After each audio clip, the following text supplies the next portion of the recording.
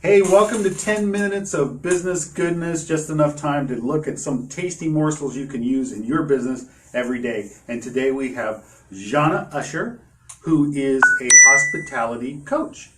And she's going to talk to us about what she does in her business, because I found her very interesting when I met her. So we brought her on. Thank you for coming. Thank you so much for having me, you guys. I'm very happy to be here. Oh, Hello. Hey, okay. So tell me, what are the common reasons why somebody would hire you to do what you do? Well, first of all, what do you do? Let's talk about that first. That would probably be helpful to everybody out there. What is he doing? So what do you do?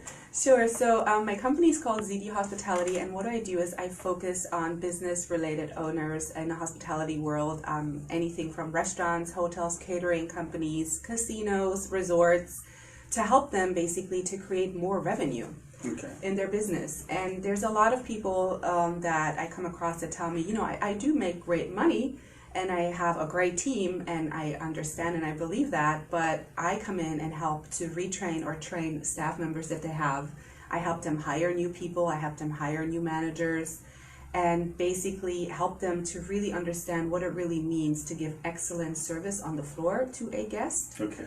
And also, how can we, as people that work on that floor, so as waiters, as busboys, as food runners, as floor managers, as GMs even, how can we even accumulate more money through our staff? And that's where I would come in. Okay, so we were talking before we started rolling here this morning. You talked about, you think the most important thing that happens on the floor with the staff, with the personnel. Absolutely. So give me some examples of things that are kind of like lost opportunities for owners of restaurants where they drop the ball, where they could actually be doing better. Right. So the first lost opportunity right away is when they start opening a restaurant or when they start deciding buying into a restaurant or a hotel, and they themselves are really not from the industry. So the very first common mistake people do is just go for it and buy it and have really no idea how to run. Yeah, because what could go wrong? Correct. And it's me, too, and and it's very natural, too. You know, it happens all the time. And it's very important that you don't drop the ball on, if you already not yourself from the hospitality industry, to really make sure you hire somebody that really has a clue and a good view and a good idea of what it really means to run a good functioning restaurant. And then the second common thing is, we hire a lot of times people that are just in between jobs, that just need a quick paycheck. Mm-hmm. And hospitality industry is so known for making quick money, and that's amazing. But in the same talking, we are really in the serving industry. Like, we have to remember that we are serving people. We cater to people that are wanting to have a beautiful lunch, a beautiful evening, a great night out, a great date night, an anniversary, a birthday, anything where they are willing to spend money. And you guys remember, they don't have to come and spend money at your restaurant or hotel. They can go anywhere. That's right. Right? And so a common mistake for a lot of waiters is to never or rarely thank them. Once the people sit down, is to thank them and say, hey, have you ever been here? Thank you so much for coming to us. Acknowledging that these people really took time and money out to be here, spending it with you, the restaurant owner, right? And then second common mistake is training.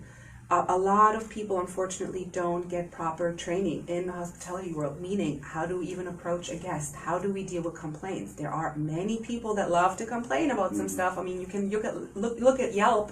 Yelp is full with complaints, right? Yeah. So how do we deal with that? There's ways, how do we deal with opening a beautiful wine bottle? How do we serve that expensive wine to guests? How do we upsell? How do we make more money for everybody? Not only the owner we work for, but ourselves, right? This is our lively living, right? Our life. Right. We need to make good money on that floor, and we're only 3-4 hours on the floor.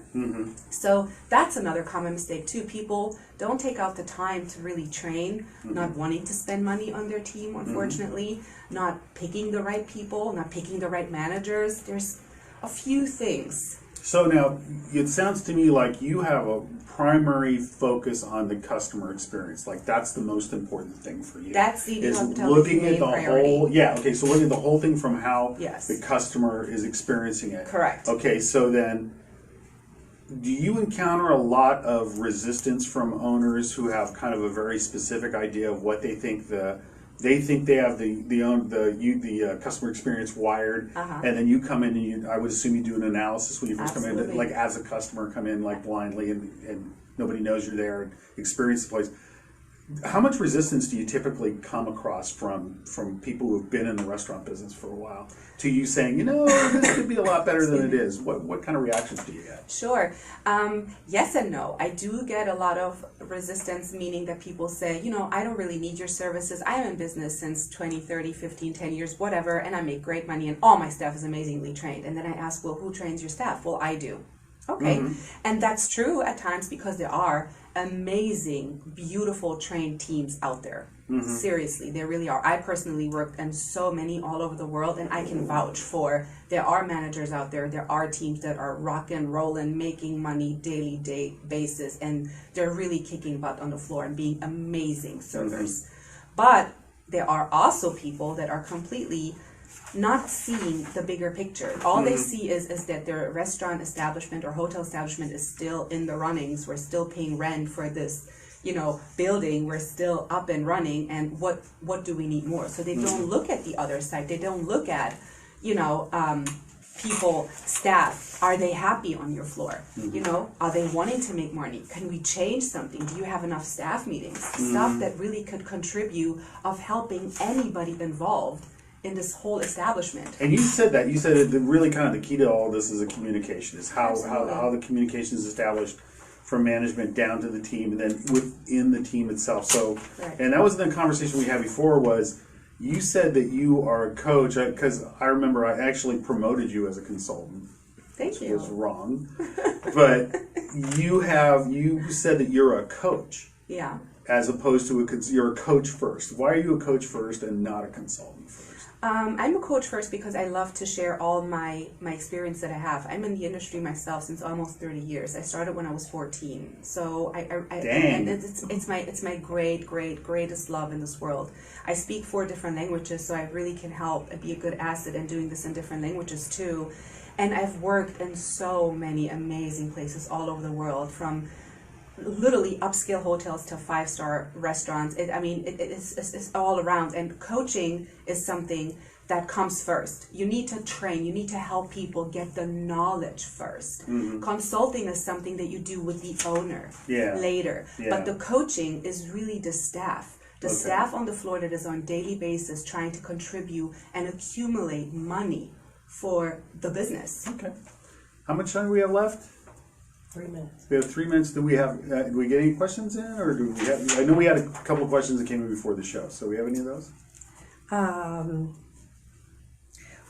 What do you? How long does it take to train or retrain a team? Usually it depends between, I'll say, a good week and 4 weeks. It really depends on how big the staff is. If it's just a smaller staff from like 3 to 5 people, it takes not that long. If it's a bigger staff from 10 people and up, it takes a little longer time. And then obviously also, it's not only that I come in and train the people and leave and give my seminars and leave, I stay physically working with them in their own environment on the floor as a temporary manager, making sure that I'm implementing what we just learned in the seminar. So between a week and 4 weeks max, I'll say. I got one. Okay, so is there any, because there's fast casual, there's full service. Yes. Okay, is there any kind of restaurant that you don't do? And is there any kind of restaurant you don't do? No, I don't. I work with anybody that is willing to make more money through their staff on the floor and accumulate more and amazing service. Just improve their service, their guest service experiences to any person that works into their establishment. I work with anybody. So now, why don't you give the viewers your contact information, and on the replay we'll put it in the bottom third, but go ahead and give me your contact information. So my contact information is zdhospitality.com. You can go on my website, you can contact me. My email is jana@zdhospitality.com. And I'm happy to hear from everybody that is willing to make more money and has an open mind towards what I do. I love to help, and I'm here to come and kick butt and make your team a money-making machine. Well, there you go. I'm terrified right now. Thank you for dropping in on 10 Minutes of Business Goodness, and we're going to put this replay up on our YouTube channel and on our Facebook page, and the information will be there. And by the way, while you're there, check out Next Now Done. The quickest, easiest, simplest way to realize any goal. We're going to be teaching a class on the 18th of next month. We'll see you next week. Thanks.